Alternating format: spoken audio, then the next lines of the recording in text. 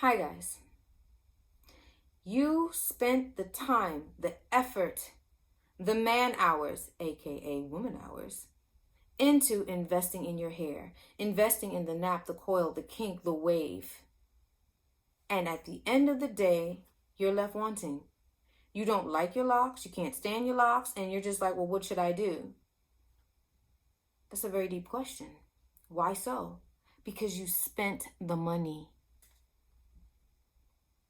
At the end of the day, you spent the money, you spent the time, and this is not what you paid for. This is not what you bargained for. So what are you to do? Well, you have options, and it depends on what your hair is doing to finally decide to throw in the towel and cut them off. If you like the general freedom that comes with your locks and you've become attached to it, you may have to cultivate going with the flow. Now, when it's time to cut them off, you will know. I'm going to go down a list of some of the reasons why people cut off their sister locks. Some people have locks that are broken off, they're dry, and they're parched looking. Some people may lose the whole hairline in this area, and they're like, okay, it looks crazy, so they'll cut off the locks. The sizing isn't right. If your locks are too small, you can always combine them. Understand that the grid will be askew. It might line up depending on how tiny your locks were in the beginning, or it might not.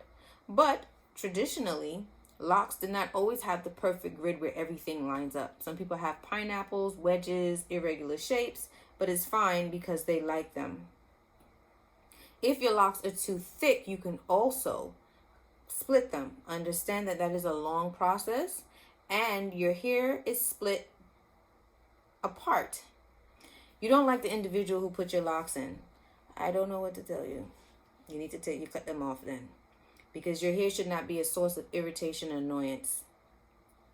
The locks were breaking off. You have a lot of locks in the bag and you need lock repair. Understand that putting in the locks is comparable to getting an establishment again. If you have a lot of locks missing, it is tedious to repair attached locks to make it look seamless. You don't have any more money. People take down their locks because they don't have any more money. Well, to offset the money, you can take the retightening class. If you're not a hair person, well, it's time to let go of those locks. All right, some people feel enslaved by their hair. Sister locks will enslave you a little bit. Not much, but a little bit.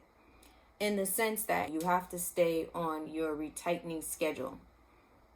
If you don't, the hair will start to clump, mat, shear off, break. So that's just part of the journey. Sister locks is too big of a time and financial commitment. Pretty much. It's time to cut off those locks or take them down. Scalp problems. Some people have scalp problems, and the things that you did to keep your scalp healthy and free, you have to continue that after your establishment. There isn't any suspending of washing or caring or treatments if your scalp is getting it. You get sister locks and then you just suspend it.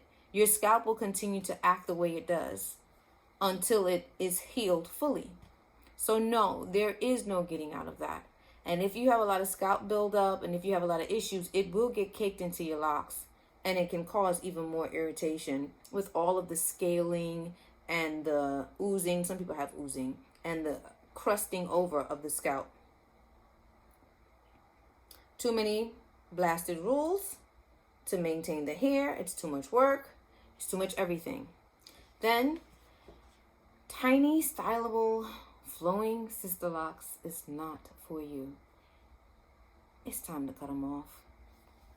Some people sit and they unloosen the hair, and some people, unloosening the hair is a challenge, it's a chore. And some people will grow out the locks to a certain length so they can have the new growth at the bottom, and then they cut them off. Either way, it is a journey. Your hair is going through a dynamic process, and the hair is dynamic in and of itself. It reacts to water, it reacts to the humidity, it reacts to heat, it reacts to cold, it reacts to the wind, it reacts to dry places. It doesn't matter. The hair is going to have feedback to its environment and to how you handle it and to what's going on within your body. So you're not going to always pinpoint or predict how the hair is going to unfold, but you will start to notice patterns. And it's a choice of either you work with it, you go in the flow of it, or you say, you know what, I've had enough. Either way, your hair should not be a source of annoyance, pain, irritation. Your hair and this lifestyle is to help you bask and celebrate the nap, the kink, the coil, the curl, the wave, the glorious texture that endorses you. To further the discussion, products, services, and to contact me, go to trustyourbeauty.com. The link is in the description box below. Remember, trust your beauty and own it.